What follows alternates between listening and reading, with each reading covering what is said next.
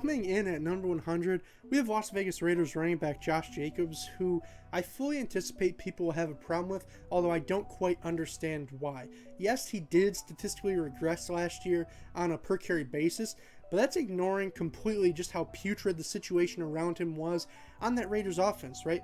They started 9 different offensive linemen in games last year. Let that sink in for a second, because most teams don't even dress 9 different O-linemen during the course of an entire season. They had them starting games. It was just a who's who of COVID violations, various injuries, and overall bad play. And speaking of bad, I'd be remiss not to bring up that their top receivers on the outside were Nelson Aguilar, Hunter Renfrow, and Henry Ruggs. No D coordinator is ever going to respect that trio, and they didn't, right? That was evident on film, that was evident statistically, as among all running backs with 200 plus carries, he faced 8 plus defenders in the box, a massive 25.6% of the time, behind only Derrick Henry, Dalvin Cook, and Jonathan Taylor. And everybody loves those guys, right? So I'm here alone asking, where the heck is all the love for Josh Jacobs? However, he is 8 slots lower on the list this year than last year, but I would say that's more due to just the progression across the league by some other guys compared to something he necessarily did wrong. So with that being said, let's hop into some film and see just what it is that I think Jacobs does that makes him so good.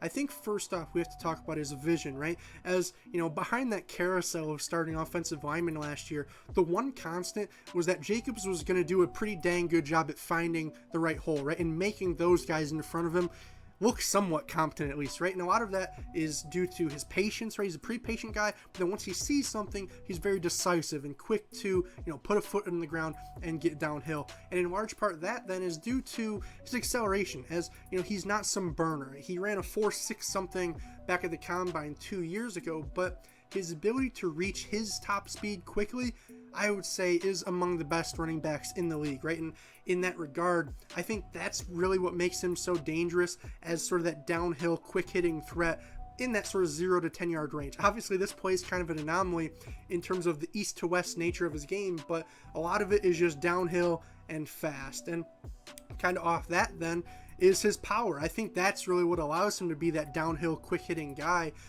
Just that he's going to pack a punch on contact, no matter who it is against, no matter where it is. You see, he's sending defenders flying there. If you watched my video on him last year, he was making guys look like Pez dispensers. He's just a freak in that nature, right?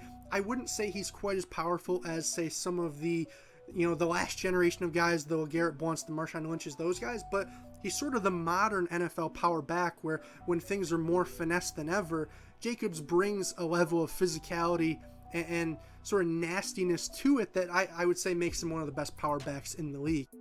And that being said, it's one thing to deliver blows, but it's another to be able to take them and stay on your feet. And that's another thing that I think makes Jacobs so special, right? His contact balance and ability to, you know, not only get through these tiny crevices that the Raiders were creating, but to be able to do it while withstanding contact from defenders, right? And that's what you're going to see on, you know, this play. It's 15 yards downfield. Other plays, it's 2 yards in the backfield, and he's still trucking, right? But as I was kind of alluding to in terms of calling him, you know, a modern power back, he's not one of these big stiff guys either, where all he can do is put a shoulder down and run through you. He has the agility to, like I was saying earlier, put a foot in the ground, change directions, and burst, right? And, you know, that's what you're going to see on these next couple plays, just in terms of him, you know, when that initial hole isn't open, he's able to create sort of something out of nothing. And, you know, there was a lot of that last season, no question. I would also say that, you know, this is one of his lesser strengths, but obviously you have to talk about his elusiveness in terms of, you know, putting that agility into practice and actually making guys miss.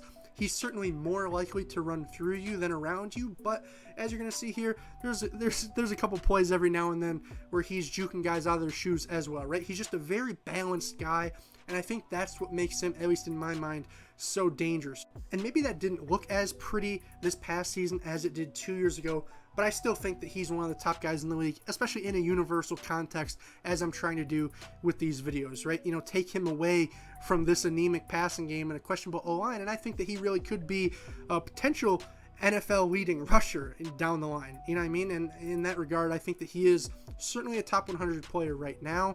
I do think we need to see some steps forward, some progression. He did get a little bit better as a pass catcher last year, but the one thing that stuck out to me was his lack of really big plays. I want to say 27 yards was his longest run. It was actually the first one that you saw against the Broncos. that needs to improve to me, right? It's, you know, the acceleration, sure, but we need to see more in terms of the downfield speed and, you know, turning those 20-yard plays into 40-yard plays, right? But hopefully, with that being said, I was able to turn your view into a like, comment, and a new subscription, so that way you guys will be here to see number 99 tomorrow. I'm mic'd up, now I'm mic'ing out. Peace, guys.